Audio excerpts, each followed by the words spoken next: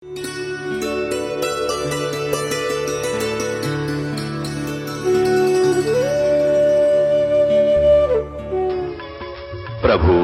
राम देव भगवान अल्लाह खुदा ईश आदि नाम एक ही शक्ति के हैं। वो कैसा है, कहां है, कैसे मिलता है, किसने देखा है? ये प्रश्नवाचक चिन्ह पूर्ण रूप से हटाने के लिए अवश्य सुनिए जगत गुरु तत्वदर्शी संत रामपाल जी महाराज के अमृत वचन, सर्व पवित्र धर्मों के पवित्र शास्त्रों के आधार पर।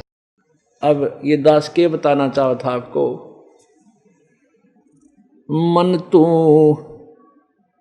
चल रे सुख के सागर, जहां शब्द सिंधु रत्नागर। मन तू चल रे सुख के सागर, जहां शब्द सिंधु रत्नागर। भाई कोट जन्म तन भर मत होगे, कुछ ना हाथ लग्या रे। कोटि जन्म तो है भर मत होगे, कुछ ना हाथ लग्या रे। कुकर सुकर खर बया बोरे, तू कौवा हंस बुगारे। मन तू चल रे सुख के सागर, जहां शब्द सिंधु रत्नागर। अब वो कौन सा है सुख का सागर? क्या परिभाषा है, डेफिनेशन है उस सुख सागर की?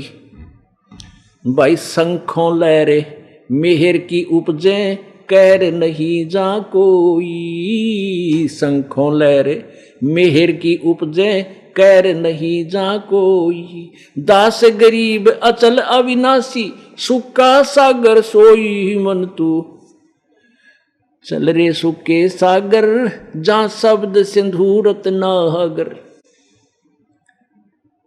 जैसे कभी कभी आपको हफ्ते में 10 दिन में एकांत में बैठे हो अकेले, एक ऐसी हिलोर उठती है अंदर से, सब कुछ अपना सा लगता है, सबसे प्यार हो जाता है, शत्रु भी बुरा नहीं लगता, उसके प्रति भी द्वेष पैदा करने से भी नहीं होता उस क्षण में। तो वह मेहर की हिलोर थी, वह मेहर की लहर आई थी, और जब वो लहर चली जाती है, वो एक बाड़ अंदर शरीर में, मन में वो खुरापात, नो कर दूंगा, ऐसे हो गया, वह नो बिगड़गी कहानी, वहां ऐसी हानि होगी, वहां ऐसा हो गया, वो कहर की लहर फिर शुरू हो जाती है। ये कहर यानी कष्ट, दुख, मानसिक परेशानी की, उसको कहर की लहर कहती है। उसकी परिभाषा बताते हुए क्या कहा है? शंखों लहर सतलोक में, उस सुख सागर में शंखों लहर बेहर की उपजे, वहां ऐसी भावना रहेगी आपकी, कति मन बिल्कुल कोशिश करने से भी द्वेष हो ही नहीं सकता। शंखों लहर मेहर की उपजे, कहर नहीं जा कोई। और दास गरीब अचल अविनाशी, भाई सुख का सागर सोई। वो सतलोक है, सचखंड है, जहां वो अचल अविनाशी, वो कभी नष्ट नहीं होता। वो शाश्वतम स्थानम यानी सनातन परम धाम, वो सतलोक है, सचखंड है, रित धाम है। वहां चलो, वहां कोई दुख नहीं, सदा सुख ही सुख, सुख ही सुख, सबसे बूंदा। अब गीता जी के 7वें अध्याय के 29वें श्लोक में इसलिए कहा कि जरा और मरण से छूटने की कोशिश करता। जरा कहें बुढ़ापे ने, और मरण मृत्यु है, ये दोनों बूंदे दुख है। कोई मरना नहीं चाहता है पृथ्वी पे। अगर किसी को बीमारी हो जाए ना, सारी अपनी संपत्ति ने बेच के ट्रीटमेंट कराना चाहता है, मेरी जान बच जाए। कितनी प्यारी है जान, और फिर भी मृत्यु और बुढ़ापा। आप देखते हो ये बूढ़े बुजुर्ग हो गए, कति लाठी का सहारा चल रहे हैं, और बच्चे उसके साथ में स्पीड से निकल जाते हैं, क्योंकि अब वो बुढ़ा सोचा था कदे मैं भी नहीं चला करता, करीब गोडे टूट लिए। तो अब वो बात बिगड़ दी। तो ये बुढ़ापा और यह मृत्यु सबसे बूढ़ा कहर हमारे ऊपर। हम वैसे दुखों को सहन करने के इतने आदी हो चुके हैं, यदि हम मरे ना मृत्यु ना हो हमारी तो कोई दिक्कत नहीं। हमने सोचा देखी जाएगी, चल दे गाड़ा, चाहे कैंसर हो जाए चाहे कुछ, पर मरा को ना, तो फिर भी इस दुख नाम खेचे चले। अरे या मृत्यु भी बिरान माटी भी एक कहता यू काल तुम्हारी गेल नौकर है, रे माटी खराब माटी, बिरान माटी और फिर मृत्यु माटी, यानी मार कभी छोड़ सारी दुर्गति कर ले और मौत भी दे हमने। तो कहने का भाव ये है पुण्यात्माओं के बुढ़ापा और या मौत सबसे बड़ा कहर है इस प्राणी पे, और वहां ये दोनों नहीं है। सदा युवा रहेगा ये शरीर आपका, और राग द्वेष कोई दुख नहीं, कोई कार्य नहीं, और इतना आनंद रहता है वह, हर समय इतना मदमस्त रहता है प्राणी, या तो किसी से तुलना नहीं कर सकते कि आप किस तरह किसी वस्तु को प्राप्त करके सुख इतना सुख प्राप्त कर सकोगे इस पृथ्वी का। हम राजा को सबसे बड़ा आंडी मानना है, और हम सोचा राजा सुखी होगा। राजा को तो सपने में भी सुख होना, ओए होए, स्वप्न में भी सुख नहीं हो सकता राजा को, चाहे वो कितनी बात बनाओ हमने, चाहे वो हेलीकॉप्टर में चलता दिखे। सुख है तो केवल भगवान के भक्त को हो सकता पुण्यात्माओं, वो भी इस गंदे लोक में, जो जिसको हम थोड़ा बहुत सुख मान, या सुख नहीं है फिर भी जिसको हम सुख मानना चाहते हैं वो सुख भी भगत को ही हो सके है, जो परमात्मा की आड़ में बैठ जाएगा, परमात्मा की ओट में बैठ जाएगा, तब थोड़ी बहुत राहत उसी को मिल सकती है। तो यहां क्या बताते हैं, मन तू चल रे सुख के सागर, जहां शब्द सिंधु रत्नागर। वहां सुख के आगार भरे, आगार माने डिपो, खान, खान की खान है भगवान के, वहां सुख सुख। सागर की तरह किसी लिए कहा, जैसे समुद्र में आप चले जाते हो किसी नौका जहाज में बैठकर 10, 20, 50, 100 किलोमीटर पहुंच गए, वहां पर आपको कोई भी वस्तु दिखाई नहीं देगी, केवल पानी, जल ही जल, जल ही जल, जहां देखो जल ही जल। तो वहां सतलोक के अंदर सुख ही सुख, सुख ही सुख, वहां दूसरी चीज नहीं।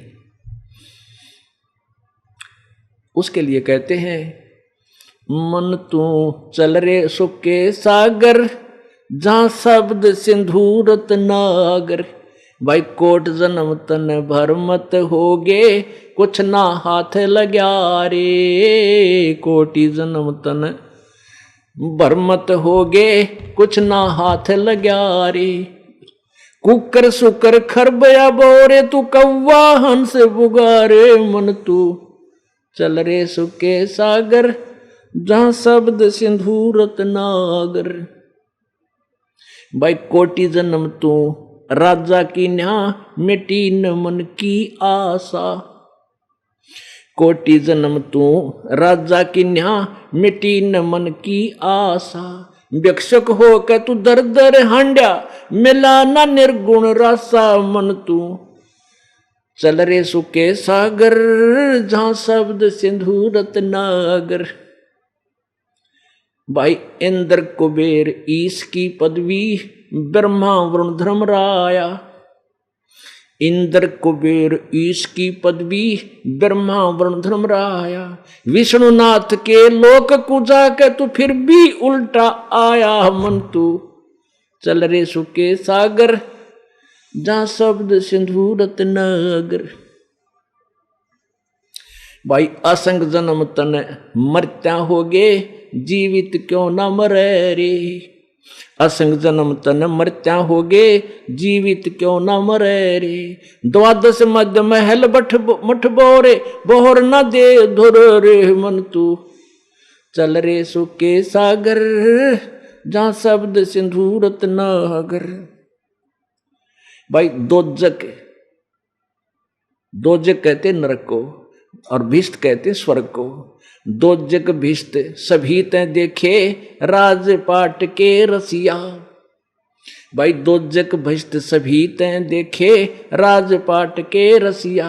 तीन लोक से तरपत नाही, ये मन भोगी खसियो। मन तू चल रे सुके सागर, जहां शब्द सिंधु रत्नागर। मन तू चल रे सुके सागर, जहाँ शब्द सिंधु रत्नागर।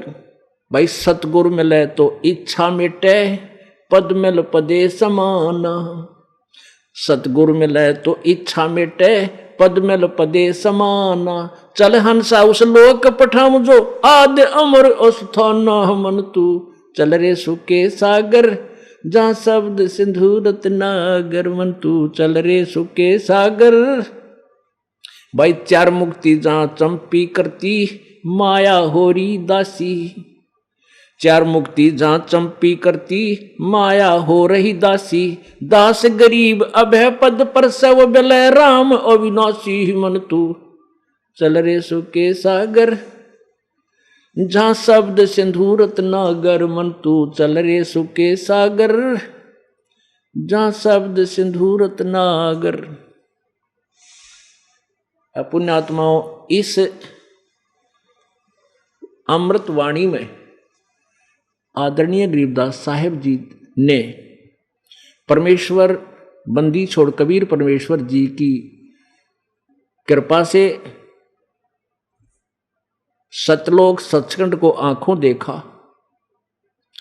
परमेश्वर कबीर जी उनकी आत्मा को साथ लेकर सचखंड गए और वहां से सारे सिस्टम दिखाए, ब्रह्मा विष्णु महेश की सतिथि से परिचित कराया, अपनी समर्थता को से परिचित करवाया, असंग ब्रह्मांड दिखाए।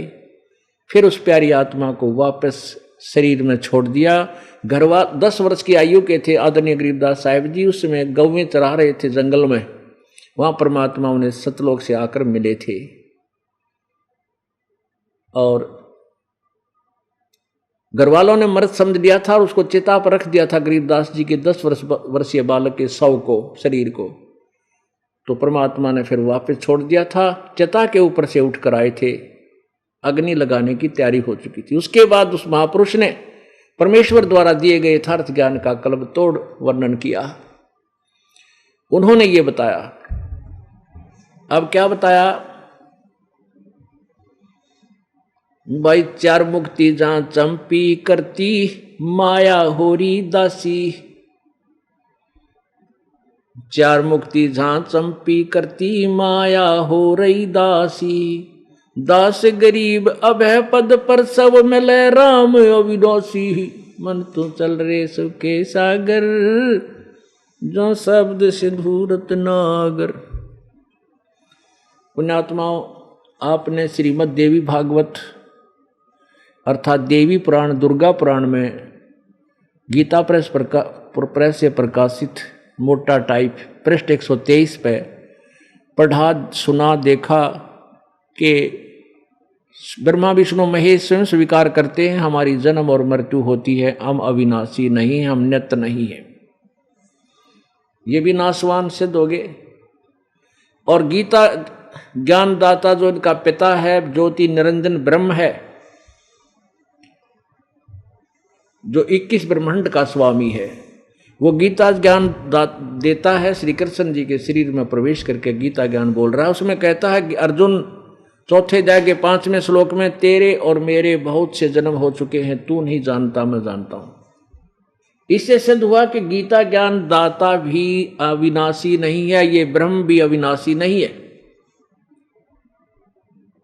इसकी भी जन्म मृत्यु होती है।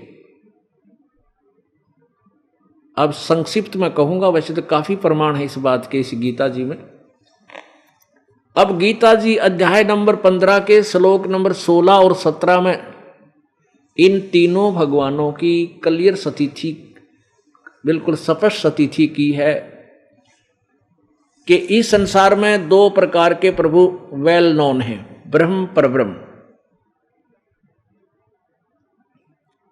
इसको ब्रह्म को बोलते हैं अक्षर ब्रह्म, अक्षर पुरुष ना सर पुरुष, क्षर पुरुष, और परब्रह्म को कहते हैं अक्षर पुरुष। पुरुष माने प्रभु कहो, ब्रह्म कहो, राम कहो, गॉड कहो, अल्लाह कहो, देव कहो। ये क्षर पुरुष यानी क्षर ब्रह्म ये ब्रह्म है, क्षर पुरुष ये ब्रह्म है, और अक्षर पुरुष ये परब्रह्म है। क्षर ब्रह्म 21 ब्रह्मांड का मालिक है, और अक्षर ब्रह्म जो है, अक्षर पुरुष, ये 7 संग ब्रह्मांड का स्वामी है। और एक है परम अक्षर ब्रह्म, जिसके विषय में गीता ज्ञानदाता ने 8वें अध्याय के प्रथम श्लोक के उत्तर में, प्रथम श्लोक में प्रश्न के उत्तर में 8वें अध्याय के तीसरे श्लोक में उत्तर दिया है कि वो परम अक्षर ब्रह्म है, वो तीसरे टाइप का। तो 15वें अध्याय के 16 और 17 दो श्लोकों में कति कलिट कर दिया 3 भगवान है। अब ये अविनाशी राम कौन सा है? दास गरीब अभय पद पर सब मिले राम अविनाशी। हमने अविनाशी राम परमात्मा ढूंढना है, जहां जाने के बाद अविनाशी के पास ये हम अविनाशी हो सकते हैं, सदा के लिए मृत्यु से छूट सकते हैं। और जो स्वयं मरते हैं उन्हीं के पास जाएंगे तो हम भी मरेंगे, कितने दिन रहेंगे वहां पर। ये सीधा सा अर्थ बन जाता है। इसलिए सारा कंसेप्ट क्लियर करने के लिए, ये पूरा स्पष्ट करने के लिए विषय अब गीता जी का सहारा लेते हैं। इसको 15वें अध्याय के 16-17 श्लोक में ले चलते हैं। देखिएगा श्रीमद् भगवद गीता, ये जयदयाल गोविंद का इसके अनुवादक हैं, अध्याय नंबर 15 और यहाँ है ये 16। इसका लिखा है दिवौ द्वौ इमौ पुरुषौ लोके क्षर क्षर च अक्षर एवं च क्षर अक्षर क्षर सर्वाणी भूतानि कटुस्थ अक्षर उच्यते। इसका क्या अर्थ बना है कि इस लोक में दिवौ दो पुरुषों माने पुरुष हैं, क्षर पुरुष और अक्षर पुरुष, यानी 2 भगवान है वेल नोन। और इसी प्रकार इनके दोनों के लोकों में सभी प्राणियों के ये स्थूल शरीर तो इनके भी इनके प्राणियों के स्थूल शरीर नाशवान है और आत्मा अविनाशी सभी की है, वह तो गधे कुत्ते सूर की भी है। अब यहां देखो अनुवाद इन्हीं का 15वें अध्याय के 16वें श्लोक का अनुवाद है। इस संसार में नाशवान और अविनाशी भी ये 2 प्रकार के पुरुष हैं। पुरुष माने प्रभु हैं, भगवान हैं, स्वामी हैं। और संपूर्ण प्राणियों के शरीर तो नाशवान हैं और जीवात्मा अविनाशी कहा जाता है। अब 17वें में कमाल किया है, उत्तम पुरुष, उत्तम है, पुरुष है तो अन्य है, परमात्मा इति उद्धारता है। यह लोक तरम अविश्य विवर्ती अवय ईश्वर है। अवय माने अविनाशी, ईश्वर माने परमेश्वर यानी भगवान। ये उत्तम पुरुष है तो अन्य है। वो वास्तव में जो ऊपर लिखे है ना, दो भगवान इस संसार में नाशवान और अविनाशी भी 2 प्रकार के भगवान हैं, प्रभु हैं। कहते हैं उत्तम पुरुष है तो अन्य है, उन दोनों से कोई और है पुरुषोत्तम यानी श्रेष्ठ परमात्मा, यानी परम अक्षर ब्रह्म, वो श्रेष्ठ परमात्मा। तो कोई अन्य है परमात्मा इति उदाहरते, जिसे भगवान कहा जाता है।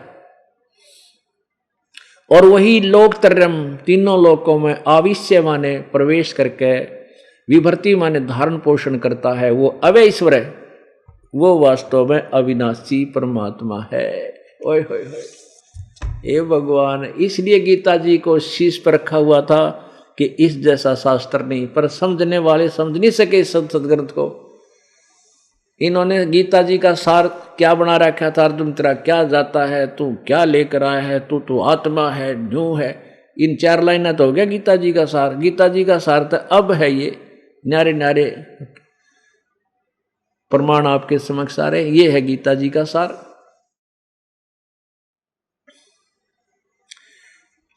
अब 3 परमात्मा से दोगे, एक सर पुरुष तो अब समझ लो, नाश अक्षर मान नाशवान शर, और अक्षर अविनाशी। अक्षर पुरुष को अविनाशी कहा, क्यों कहा कि इसकी मृत्यु बहुत समय में होती है। जैसे एक तो चीनी, ये चाय पीने का पहला कप होया करे, चाय पीने का मिट्टी, सफेद सी मिट्टी का, इसका तो पता है हाथ में तो छूटा ना, और फर्श पर पड़ते टुकड़े 4, यानी तो सीधा अस्थायी काम चलाऊ दिख है। ये तो क्षर पुरुष की स्थिति समझो इस 21 ब्रह्मांड के मालिक की। और अक्षर पुरुष का शरीर ऐसा समझ लो जैसे स्टील का कप हो। अब उस क्षर पुरुष उस मिट्टी वाले कप की तुलना में वो स्टील का कप स्थायी नजर आता है कि यो स्थायी है, यो टूटे को नहीं। लेकिन एक दिन जंग लगेगा स्टील के इस्पात के, और वो भी विनाश में आवेगा, समय से बहुत लग जाओ, वो भी अविनाशी नहीं रहा। ऐसी स्थिति समझो सरपुरुष और अक्षर पुरुष की। इसलिए कहा कि उत्तम पुरुष है तो अन्य, और परमात्मा इति उदारते। ये लोग धर्म आविश्य विभर्ति अवैश्वर है, वो तीसरे नंबर का वास्तव में अविनाशी परमात्मा है। वो समझ ले सोने का शरीर हो, सोने का कप हो, उसको कभी विनाश नहीं होता, सोना धातु का। तो ऐसी स्थिति है इनकी। इसका अविनाशी अक्षर पुरुष माने अविनाशी प्रभु। इस परब्रह्म को भी अक्षर इसलिए बोलता है कि इसकी लंबी उम्र बहुत है। कैसी? अब इन भगवानों की आयु से आपको परिचित कराते हैं। कुछ दिनों पुण्यात्मा आपके बच्चे बच्चे की उंगलियां पहुंच जाएंगी इनकी उम्र कितनी है। ब्रह्मा जी की आयु, श्री रजगुण ब्रह्मा जी की आयु जो काल का पुत्र है, इसकी आयु कैसे कैलकुलेट करते हैं कि एक चतुर्युग 4 युगों से होता है। सतयुग, त्रेता, द्वापर और कलयुग, यो एक चतुर्युग है। इन चारों युगों की टोटल कितने वर्ष बनते हैं? 43,20,000 वर्ष। अब 43,20,000 गिन कर चलना तो नहीं, वो कैलकुलेशन खत्म हो जाएगी। अब इनको क्या लिया कि चतुर्युग ले लिया। और ब्रह्मा जी की आयु कैसे कैलकुलेट कराएंगे? ब्रह्मा जी का एक दिन 1008 चतुर्युग का, इतनी ही रात्रि। इसको सीधा सा हम 1000 चतुर्युग का दिन और इतने ही 1000 चतुर्युग की रात्रि, ब्रह्मा का दिन रात बना। और 30 दिन रात का 1 महीना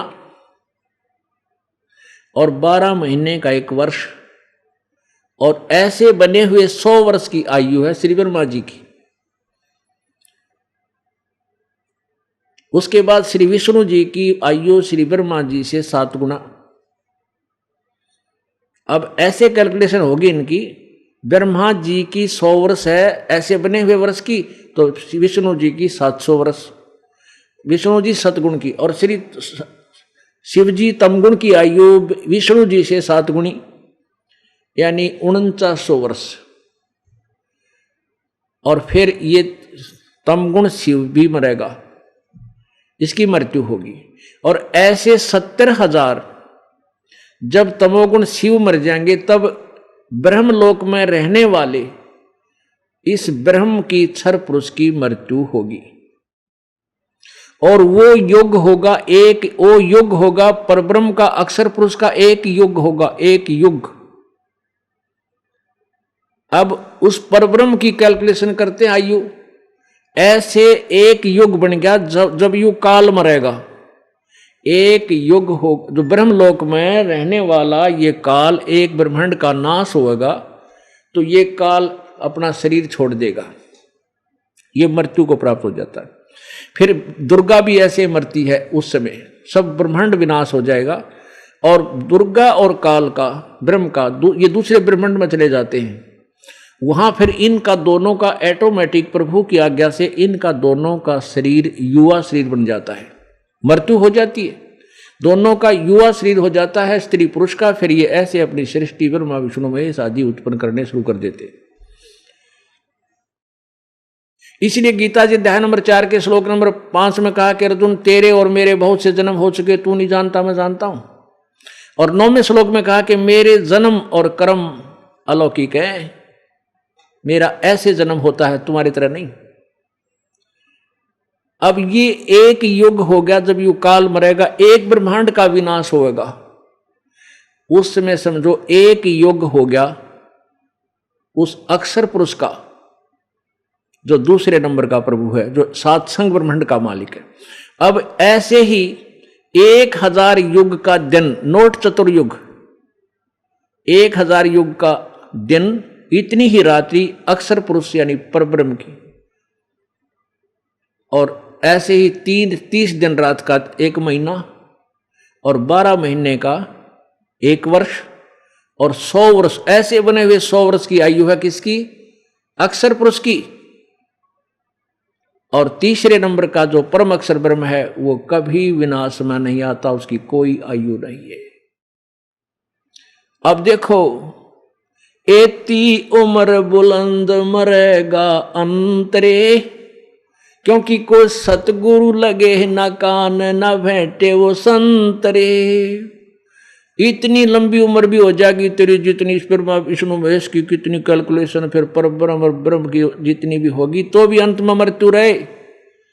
क्यों? क्योंकि तुझे वो तत्वदर्शी संत नहीं मिले जो गीता जी अध्याय नंबर 4 के श्लोक नंबर 34 में, यजुर्वेद अध्याय नंबर 40 के मंत्र नंबर 10 से 13 में जिन उस तत्वदर्शी संत के बारे में जानकारी दी हुई है, जो वेदों के ज्ञान से अलग ज्ञान रखता है, गीता जी के ज्ञान से और एक्स्ट्रा ज्ञान भी रखता है। तुझे वो तत्वदर्शी संत नहीं मिला, इसलिए इतनी लंबी उम्र हो जाएगी तो भी मृत्यु तेरी। पुण्यात्माओं, इस जो अमृतवाणी आपको सुनाई थी, मन तू चल रे सुख के सागर जहां शब्द सिंदूरत नागरे, कोटि जन्म तन भरमत हो गए कुछ ना हाथ लगा रे, और कुकर सुकर खरबा बोरे कौआ हंस बगारे। ओए होए, कोटि जन्म तू राजा के ना मिटी न मन की आशा, और भिक्षकों के दर दर घूमे मिला ना निर्गुण रासा। पुण्यात्माओं, कुछ एक उदाहरण ऐसे होते हैं जो सफिशिएंट होते हैं, बहुत पर्याप्त होते हैं आपको समझने के लिए। श्री अम्बरीश राजा थे, सतयुग में बड़े धार्मिक और भक्ति भी करते थे, न्यायकारी राजा थे, जैसी उनको भक्ति प्राप्त थी। और दुर्वासा जैसी तोप जो अपने आप उसके सामने सब कुछ थर्राते थे, वो अम्बरीश राजा की भक्ति सत भक्ति के सामने फिट्टे मुंह होकर वहां से गए थे। उसके बाद वो पुण्यात्मा सतयुग में गई, सतयुग में स्वर्ग में गई, वहां अपने पुण्य क्षीण होने के बाद फिर जन्म हुआ, राजा जनक हुए, वही आत्मा। और राजा जनक वो महान आत्मा थी। सुखदेव जैसे ऋषि जो आकाश में उड़ जाते थे अपनी सिद्धि से, उनको भी राजा जनक से उपदेश लेना पड़ा, और तब वो स्वर्ग तक जाने का उसका जुगाड़ हुआ। और वो राजा जनक जब शरीर छोड़कर जाने लगे, अपनी जो साधनाएं यज्ञ धर्म आदि किए थे उनके आधार से विमान आ लेने को, और विमान में बैठकर जा रहे थे स्वर्ग की तरफ। रास्ते में एक नरक के पास से विमान निकलवा दिया काल भगवान ने। ऐसे ठगता हमारे को ये। अब उस नरक के अंदर 12 करोड़ आत्माएं अपना नरक कष्ट भोग रही थी, दारुण चिल्लाट उनकी आ रही थी। और उस संत, उस महान आत्मा, पुण्य आत्मा के मन में करुणा आई कि भी ये कौन रो रहा है, विमान रोको मेरा, राजा जनक ने कहा। अब वो जो आए थे भगवान के देवदूत, उन्होंने विमान रोक दिया। राजा ने पूछा कि ये कौन रो रहा है, किसको ऐसा कष्ट है, ये सहन नहीं होता, इतनी दारुण चिल्लाहट। तो देवदूतों ने बताया कि राजन, यहाँ एक नरक है और यहाँ प्राणी अपने किए हुए कर्म का फल भोग रहे हैं। राजा ने बोला, भाई मेरे से नहीं देखा जाता, इनको छोड़ दो। अब देवदूत बोले, राजन यहाँ तेरा हुक्म नहीं चलता, यहाँ तो धर्मराज का, यहाँ के न्यायाधीश का हुक्म चलता है। तो राजा ने कहा कि भाई मैं तो आगे जाऊं को नहीं। राजा जी ने कहने लगा, मुझे यहीं रख, तो छोड़ दो, और मुझे भी इस नरक में डाल दो, मैं नहीं जाऊंगा इनको छुड़वाए बगैर। अब कर दी स्ट्राइक। अब धर्मराज आया वहां पर, उसने कहा, राजन यहां विधान है, जो जैसा कर्म करेगा उसने भोगना पड़ेगा, ये अपने पाप भोग रहे हैं, आप चलो अपने स्वर्ग में चलो, आप इनसे क्या लेना देना। राजा जनक कहने लगा, नहीं मैं नहीं देख सकता इनके दुख को, इनको छोड़ दो, किसी कीमत पर छोड़ दो। अब धर्मराज बोला, भी एक काम है, फिर इसका एक विकल्प है, आप अपने पुण्यों में से कुछ पुण्य दे दो इनको, फिर मैं स्वर्ग ले भेज दूंगा इनको। अब राजा जनक ने आधे पुण्य दे दिए अपने। देख काल ने ठग लिया, ये राम ऐसे जुल्म करता, हमारे को ऐसे ठगवा लेता है। अब उस आधे पुण्य देते हैं वो 12 करोड़ आत्माएं उस राजा जनक के द्वारा दिए गए पुण्यों के आधार से विमान में बैठकर धर्मराज ने स्वर्ग में भेज दी। उधर से राजा जनक भी स्वर्ग पहुंच गया। अब पुण्यात्माओं, जब तक राजा जनक द्वारा दिए गए पुण्य उन पुण्यात्माओं के पास हैं, तब तक तो स्वर्ग में रहेंगे। उसके बाद पुण्य क्षीण होते फिर उसी नरक में ठोके जाएंगे, क्योंकि वो पुण्य पाप भी उन्हें भोगने पड़ेंगे। यहां का विधान है जैसे कर्म कराया वो दोनों भोगने पड़ेंगे। केवल कबीर परमेश्वर वो पूर्ण ब्रह्म परमात्मा है, परम अक्षर ब्रह्म, जिसकी सत भक्ति से 3 नाम के मंत्र के जाप से ये पाप नष्ट हो जाते हैं, खत्म हो जाते हैं, वो भोगने नहीं पड़ते। मासा घटे ना चल बधे, विद ना लिखे जो लेख, साचा सतगुरु बेट कर ऊपर मारे मेख। साचा सतगुरु यानी तत्वदर्शी संत और जिसके पास सत साधना अधिकार है, उस संत की शरण में आने से परमेश्वर कबीर जी उसके द्वारा दी गई साधना के आधार से आपके पाप कर्मों पर कलम मार देता है। करम भ्रम ब्रह्मंड के मैं पल में करहूं नेश, जिन हमरी दो ही देई वो कब्रो हमारे पेश। नेश माने नष्ट कर देता हूं, तेरे कर्म भ्रम को सब नष्ट कर दूंगा। जिन मेरी दोहाई दी है, मेरा नाम लिया, वो मेरे पास भेज दो। परमात्मा कहते हैं, धनराज से कहते तू इसका लेखा भी मत लेना मेरी आत्मा का।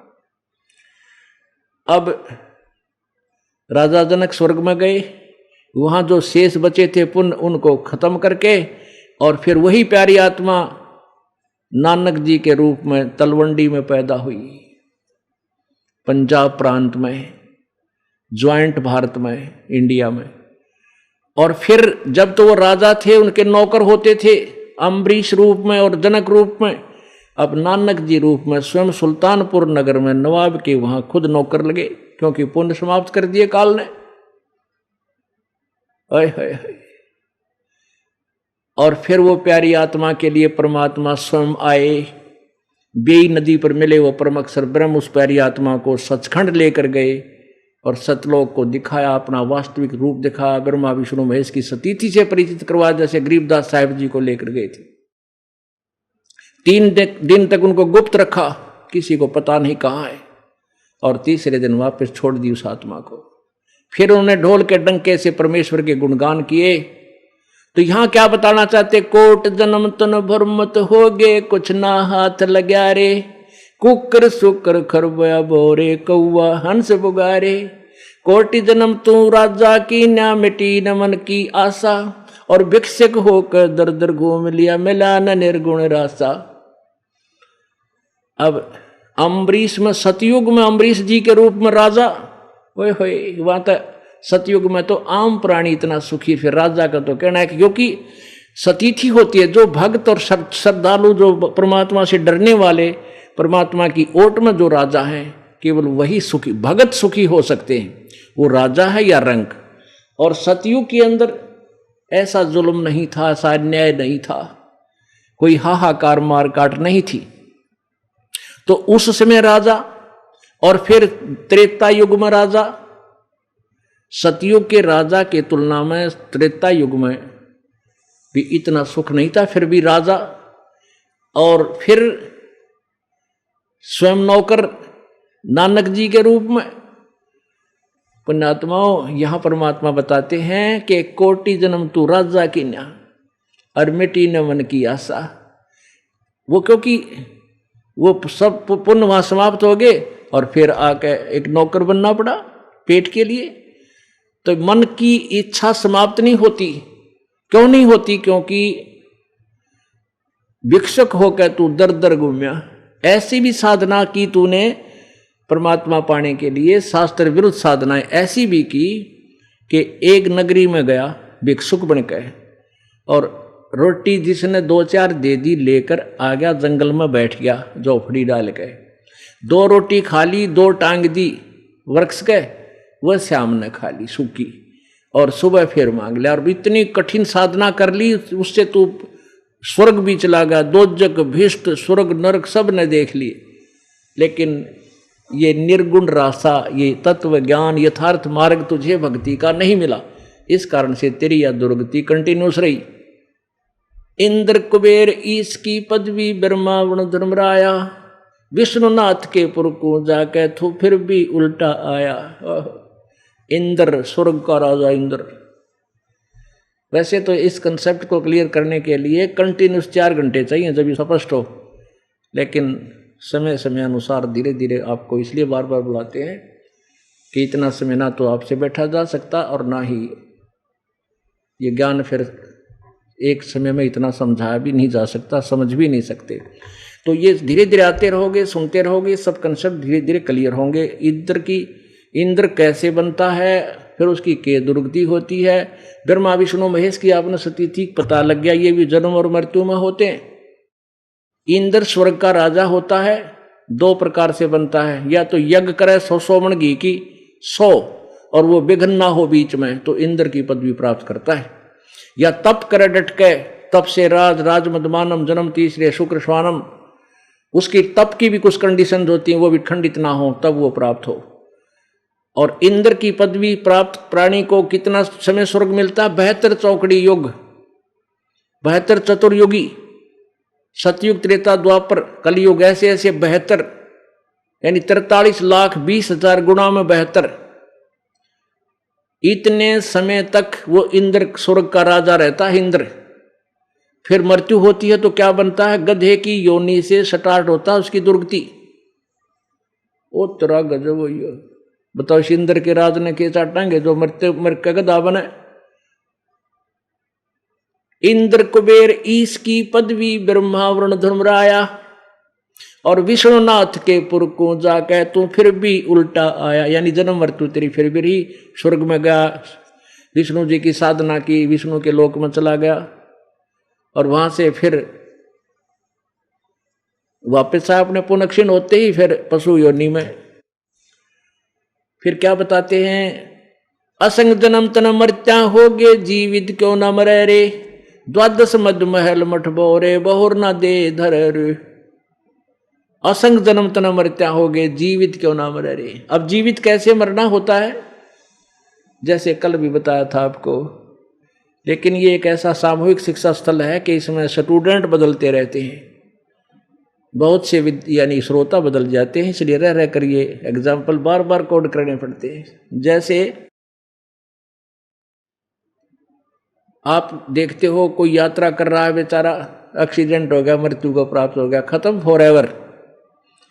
कोई बीमारी से मर गया, कोई किसी और कारण से मर गया, मृत्यु होगी, खत्म कहानी। अब एक नाइट सर्विस से जा रहा है और वापस आना है उसने, कितना इंपॉर्टेंट काम सोच रखा होगा कि दिन रात में वो काम करका और दिन में फिर आके ये करूंगा, और रात को एक्सीडेंट हो जाता है, एक्सीडेंट में मृत्यु होगी। अब जितनी दौड़ धूप स्पीड पकड़ रखी थी वो काम तो खत्म, काम भी गया, नहीं हुआ, और आप भी गया, मृत्यु होगी। ये तो परमानेंट मौत होगी। परमात्मा कहते हैं कि तू 2 दिन 3 दिन महीने में अब जीवित मर ले। जीवित मरना ये होता है कि जैसे आप सत्संग की तरफ चलते हो तो इन बातें याद रखो कि यो काल ना जाने कब कड़च कर देगा, ना जाने किस कारण से कब मौत कर देगा।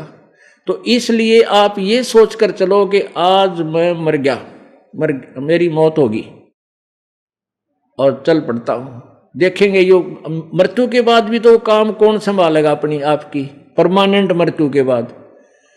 अब ये जानबूझ कर मृत्यु यानी जीवित मृत्यु सोच कर अपने आप को वह मर गया, मैं मृत्यु होगी अपनी, बहन भाई अब कोई जैसे भी, और चल पड़ा। देखेंगे आप 2 दिन के लिए मर गए या 3 दिन के लिए मर गए, नहीं सोच लो खत्म, उधर ध्यान भी नहीं दे, और यहां बैठ जाकर भगवान के चरणों में खूब ज्ञान सुने। अब उस 3 दिन में, 2 दिन में, 4 दिन में जो तुम्हारा काम बिगड़ेगा उसने जाके ठीक कर लोगे। चलो थोड़ा बहुत बिगड़ गया तो हम जीवित हैं, फिर जाके फिर सेट कर लेंगे, और परमानेंट मौत होगी जब के टिंडे लेंगे उड़ा, फिर क्या कर लेंगे वो तो कभी ठा लेगा यहां से। तो ऐसे या भक्ति बनेगी। असंग जन्म तन मर्त्या होगे, जीवित क्यों ना मरे रे, 12 मद महल मठ बोरे, बहुर न दे धरे रे। अभी तक हमने 10वां द्वार रट ला रखी थी, गाटा जोड़ रखा था।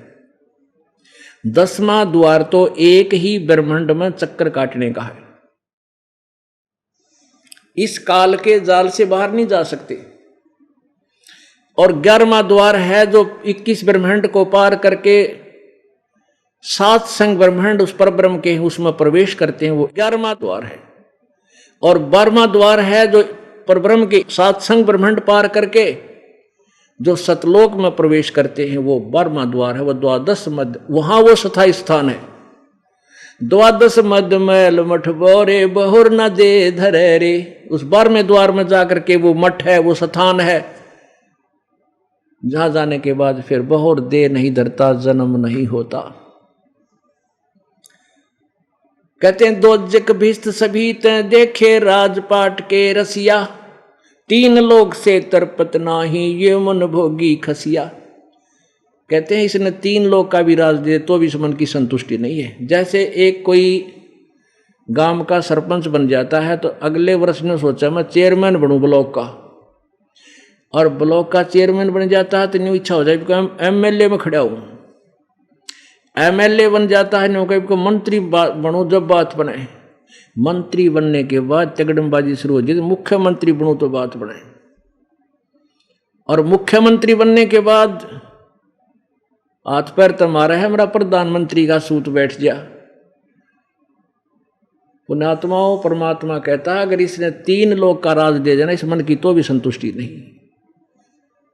अब जैसे आपके पास गरीब आदमी है, एक प्लाट भी नहीं है, प्रार्थना करते भगवान एक छोटा सा प्लाट हो जाए, प्लाट हो गया, फिर प्रार्थना करते भगवान इसमें एक छोटा सा मकान बन जा, काम चलाओ, मकान भी बन गया। फिर सोचा 2 लड़के हैं, एक का और भगवान न्यारा जुगाड़ हो जाए, वो भी हो गया, उसका प्लाट भी मिल गया, एक और मकान भी बना दूं और बन गया, वो भी बन गया। इतने बूढ़ा मर गया और गधा बन के उस द्वार का सारा खड़ा पावा उस मकान के, कोई ना बढ़न दे भीतर। तो परमात्मा न्यू के हैं 3 लोक से तरपत नाही ये मन भोगी खसिया, या 3 लोग दे दे तो भी संतुष्टि नहीं, इसकी मौत तो हो जाए, जीव की इतना हाय हाय लगी रहे।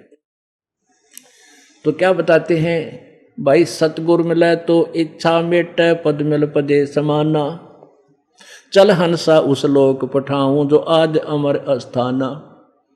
अब इस इच्छा ने कौन मिटेगा? तत्वदर्शी संत, वो सतगुरु मिले तो इच्छा मिटे, ऐसा ज्ञान मिले तो यहां से पीछा छूटे इस अड़ंगे तय। सतगुरु मिले तो इच्छा मिटे, और पद मिल पदे समाना, पद मिल, पद माने पद्धति, वे ऑफ वर्शिप, शास्त्र अनुकूल, शास्त्र अनुकूल साधना की पद मिले, वो साधना मिले, पद्धति मिले, और उस साधना से उस पद से पद मिल पदे समाना। गीता जी अध्याय नंबर 15 के श्लोक 4 में कहा कि अर्जुन तत्वदर्शी संत की प्राप्ति के बाद उस तत्व ज्ञान से रूपी शस्त्र से इस अज्ञान रूप अंधेरे को काट कर उसके पश्चात उस परमेश्वर के उस परम पद की खोज करनी चाहिए, जहां जाने के बाद फिर लौटकर संसार में नहीं आते। तो क्या बताते हैं, वो परम पद उस पद्धति से, वे अकॉर्डिंग टू द शास्त्र, शास्त्र अनुकूल साधना रूपी उस पद्धति से वो पद मिलेगा। कौन सा? वो परम पद, सतलोक प्राप्ति होगी।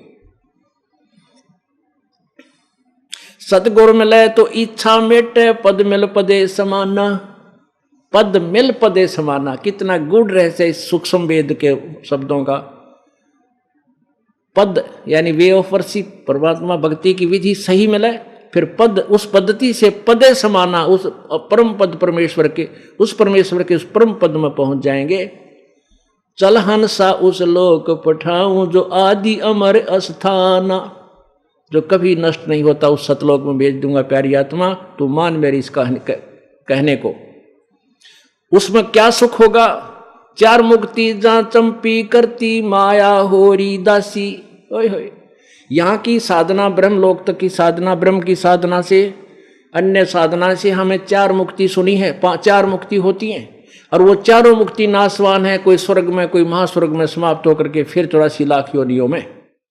वो जो सुख आपको 4 मुक्तियों का ब्रह्मलोक आदि में है, परमात्मा कहते हैं ऐसा सुख तेरे चरणों में सदा सतलोक में पड़ा रहेगा। 4 मुक्ति जहां चंपी करती माया होरी दासी, और दास गरीब अभय पद पर सब मिले राम अविनाशी। अभय पद, वहां जाने के बाद कोई भय नहीं, कोई मृत्यु नहीं। और वो गीता जी अध्याय नंबर 15 के श्लोक नंबर 17 में कहा, उत्तम पुरुष है तू अन्य परमात्मा इति उदारते।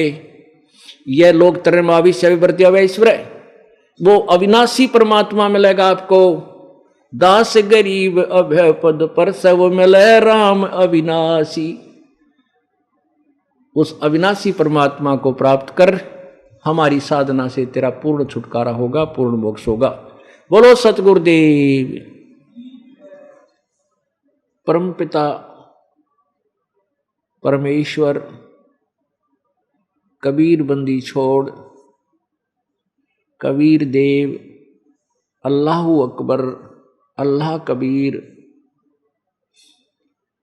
ये वही परमेश्वर है जिसने सर्व ब्रह्मांडों की रचना की है, जो कुल का मालिक है। ये परमेश्वर प्रत्येक युग में आते हैं और काल के द्वारा अज्ञान रूपी अंधकार जो फैलाया हुआ होता है, आध्यात्मिक अंधकार, आध्यात्मिक अज्ञान रूपी अंधकार का जो बोलबाला काल ने करवा दिया होता है, सभी मानव समाज को शास्त्र विधि अनुसार साधना से विमुख कर दिया गया होता है, तब वो परमेश्वर अपने यथार्थ ज्ञान को देने के लिए स्वयं ही प्रकट होते हैं। पुण्यात्माओं, पूरा विश्व इन चारों पवित्र वेदों को आदर की दृष्टि से देखता है और इन पवित्र वेदों को एथेंटिक मानता है, सत्य मानता है। इनके अंदर जो विवरण है उसमें कोई शंका नहीं है, वो बिल्कुल सत्य है। पुण्यात्माओं, परमात्मा की प्राप्ति, परमात्मा की भक्ति कोई कठिन काम नहीं है। ये निर्णय होना कठिन है कि परमात्मा है कौन और हमने जाना कहां है। और तीसरा यह है कि उसकी पाने की विधि क्या है, परमात्मा प्राप्ति का वो तरीका कौन सा है, विधि कौन सी है। इन तीन चीजों को, तीन बातों का जब निर्णय हो जाएगा, परमात्मा पाना कठिन नहीं है। और जब तक हम परमात्मा प्राप्ति नहीं कर लेंगे, तब तक हमारा ये संकट निवारण नहीं हो सकता। अभी तक हमने यही नहीं पता था भक्ति मार्ग का, ना सिर का पता था ना पैर का।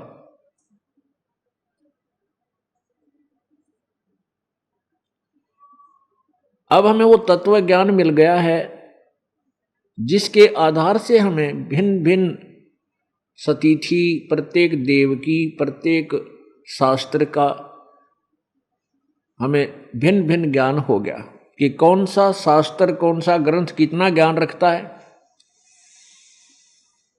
परमात्मा ने अपनी वाणी में कहा है, एक हाथी की पैड़ में सब जीवों की पैड़, सार शब्द चीने बिना या दुनिया मारे खेड़। एक हाथी के पैर का, पैड़ माने चिन्ह, पैर की पैड़ बोलते हैं, पैर का चिन्ह। उस हाथी के पैर के चिन्ह अर्थात पैड़ में सब जीवों की पैरों की पैड़ अर्थात चिन्ह वो छोटे रह जाते हैं, उसमें सभी समा जाते हैं। कहने का भाव ये है कि वो हाथी की जो पैड़ है, उस हाथी के पैर का जो विस्तार है वो सबसे बड़ा है। ऐसे ही तत्वज्ञान रूपी जो ग्रंथ है, इसमें सारे ग्रंथ समा जाते हैं। इसमें सभी सदग्रंथों का जो है यथार्थ और संक्षिप्त विवरण है। और सार ज्ञान चीन्हे बिना, मूल ज्ञान चीन्हे बिना या दुनिया मारे खेड़। खेड़ मारना, कोई इधर दौड़ रहा है, कोई इधर भटक रहा है, कोई इधर भटक रहा है। तो जब तक इनको दिशा ठीक नहीं मिलती, तब तक ये प्राणी परमात्मा के पास नहीं जा सकता।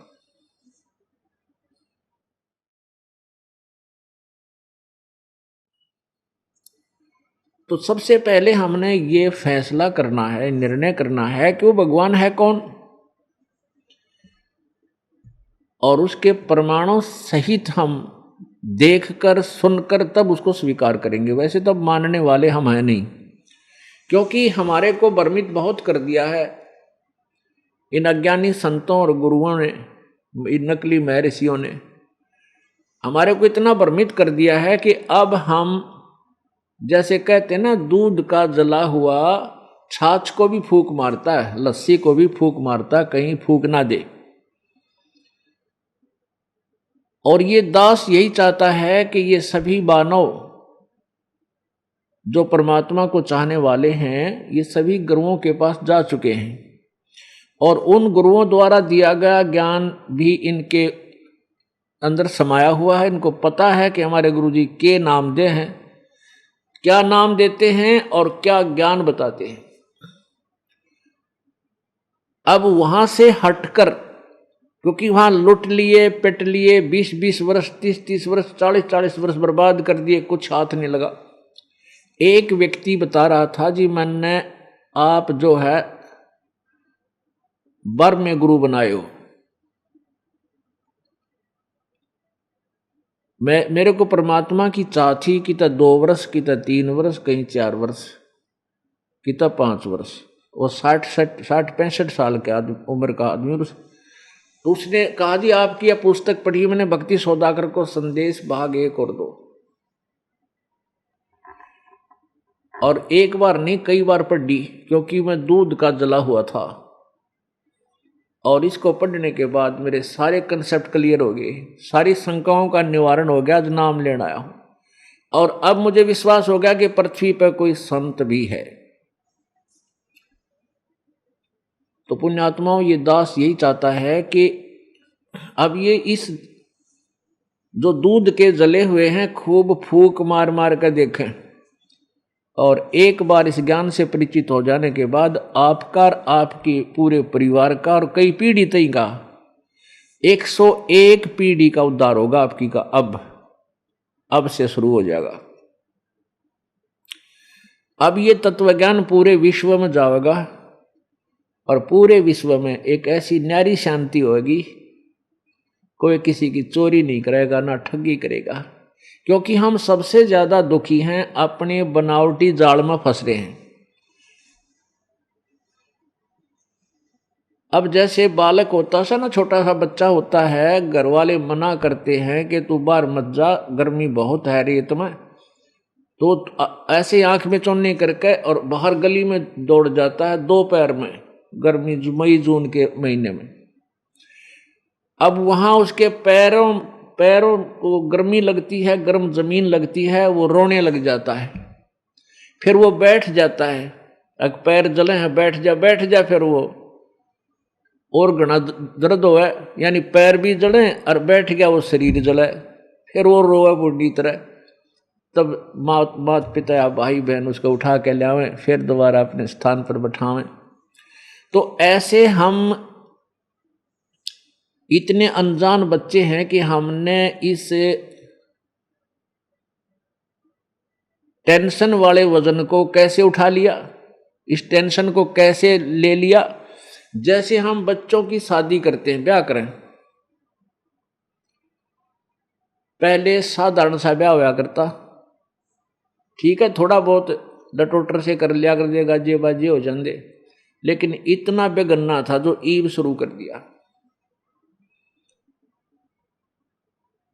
अब क्या करते हैं, दहेज वाली बीमारी या सिर पर धर ली, ठीक है, जिसके पास कुछ पिछले पुण्य हैं उसके पास पैसे घने हो गए, उसने लड़की की शादी करी, मोटरसाइकिल दे दी, कार दे दी, टेलीविजन दे दिया, सिलाई मशीन दे दी, भाई कपड़े धोने की दे दी मशीन, रोटी पाने के गैस चूल्हे दे दिए और कार भी दे दी वो मनमाने। अब उससे थोड़ा सा कोई नॉर्मल है, वो फिर कार ना दे सके तो और कई लटोटर और कई प्रकार के आइटम देने की सोचता है अपने बच्चे को। फिर धीरे धीरे नीचे वाला समाज जो थोड़े गरीब हैं, अब उनके बच्चे जाकर देखते हैं कि उसकी बेटी का ब्याह हुआ, इतने सामान दे दिया। फिर वो गरीब आदमी भी बेचारा अपनी बेटी के मुंह की तरफ देखकर कि कहीं बेटी को कुछ दुख ना हो, उसकी सहेली इतना धन लेगी मैं कम दूं, तो वो बेचारा कितना कर्ज उठावे, किसी का अंगूठा लावे, ब्याज पर पैसे लावे और फिर वो अपनी बेटी को दहेज दे। फिर क्या सिस्टम हो गया कि आइटम पूरे करने लग गए, 5 आइटम देने हैं, घटिया बटिया किसी और लाकर दे दे। तो ये जो बीमारी हमने दहेज जाली ला दी, ये अपने बच्चे की दुश्मन है। एक तो आगे वाले व्यक्तियों को लालच पड़ गया, पीछे ये बीमारी कैसे शुरू हुई, लड़कियों का मर्डर करना शुरू कर दिया दुष्ट आत्माओं ने, इस लालच में कि दूसरी जगह लड़का ब्याहेंगे, ये तब आए गए। ऐसा जुल्म शुरू हो गया था। अब ये एक ऐसा कानून बन गया, अब थोड़ा सा बात में फर्क आई है, नहीं तो जुल्म हो गया था। लेकिन इन कानूनों से कोई लाभ नहीं होगा, ये तो हृदय से हटानी पड़ेगी यह चीज कि ये इस बीमारी हमने आप पाल ली। बेटी के भाग में अगर सुख है तो उसने कोई मोड़ नहीं सकता। और जहां हमारी बेटी क्योंकि वो राम नाम पर लगी हुई है, भगवान की भक्ति कर रही है, चाहे किसी गरीब का ब्याह दियो, ब्याह तो वही होगा जहां मालिक ने लिख रखा, गरीब अमीर का तो रौला है को नहीं। और परमात्मा के हाथ में कलम है, अपनी बेटी ने इसी जगह संयोग जोड़ देगा। और जाते ही कुछ ही दिनों में उस बेटी वहां अपवारे नारे हो जाएंगे।